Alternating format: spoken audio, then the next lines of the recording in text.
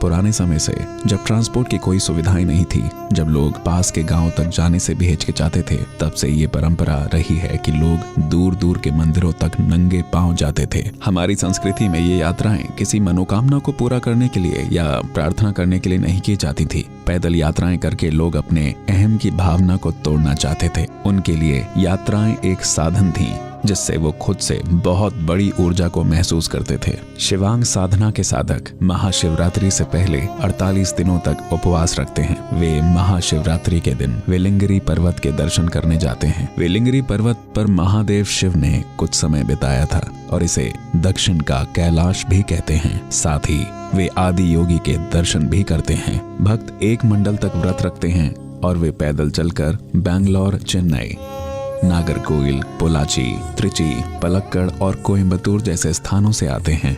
वे कई शहर से पैदल चलकर आते हैं और आदि योगी और वेलिंगिरी के स्वामी के दर्शन करते हैं।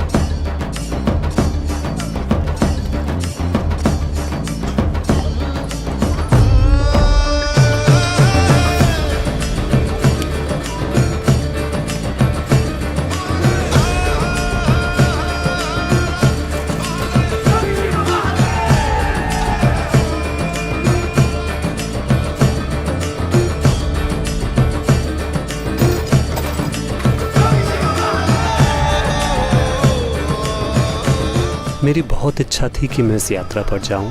इस बार शिवांग दीक्षा के दौरान सद्गुरु की कृपा से मेरे भीतर वही भावना और ज़्यादा गहरी हो गई थी।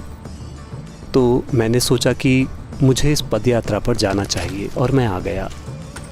यहाँ आने के बाद जैसे ही हमने तमिलनाडु में प्रवेश किया, लोग हमें स्वामी कहकर बुलाने लगे और हमारे पैरों में गिरने लगे।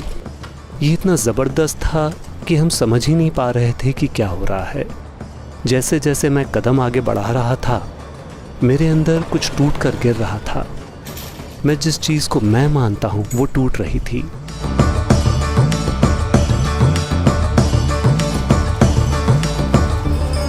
जब प्रेजेंस टाइम के दौरान हम बैठे तब हम सड़क के बीचों बीच थे। प्रेजेंस टाइम या उपस्थिति के दौरान मुझे ऐसा लगा कि मैं अपने भीतर फूट रहा हूँ। मैंने खुद में इतनी तीव्रता कभी महसूस नहीं की। हमने पोलच्ची में एक मीटिंग की और हमने घोषणा कर दी कि हम पोलच्ची में एक रथ बनाएंगे। हम सब पोलच्ची के लोग मिलकर एक रथ बनाएंगे। हमने ये मीटिंग की तो कई लोगों ने हमसे पूछा कि ये 10 लाख का प्रोजेक्ट है, हम ऐसा कैसे कर पाएंगे, ये बिल्कुल संभव नहीं है। पर मेरे अंदर एक ही भावना थी कि आदि योगी हमारे साथ हैं। चलो चलकर लोगों से मांगते हैं, वे देंगे। तो हमने मांगना शुरू कर दिया। जब हम गए तो ऐसे भी लोग मिले। अगर हम इस उम्मीद में जाते कि वो 100 रुपये देंगे तो वो 10,000 रुपये दे देते थे। ऐसे कई लोगों ने हमारा भरपूर समर्थन किया। मैं उम्मीद कर रहा था कि वो कम ही देंगे, लेकिन उन्होंने बहुत कुछ दिया। इससे मेरे अंदर की कई रुकावटों को तोड़ने में मदद भी मिली।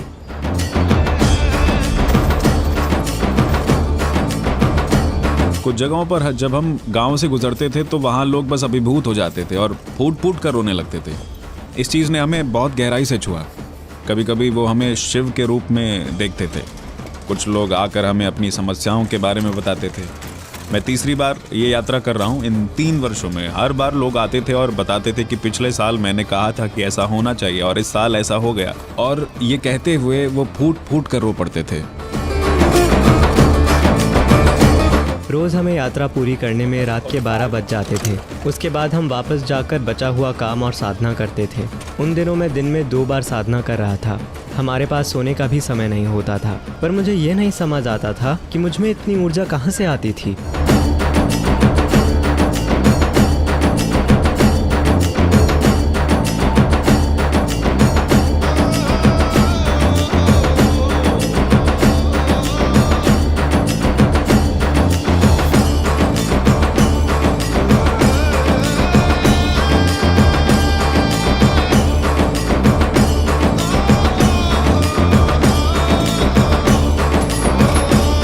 रथ के साथ होना एक रोमांटिक एक्सपीरियंस है। ये ऐसा है जैसे एक रोमांटिक एक्सपीरियंस होता है। इस रथ के साथ ऐसा महसूस हुआ। मुझे नहीं पता ये कैसे हुआ।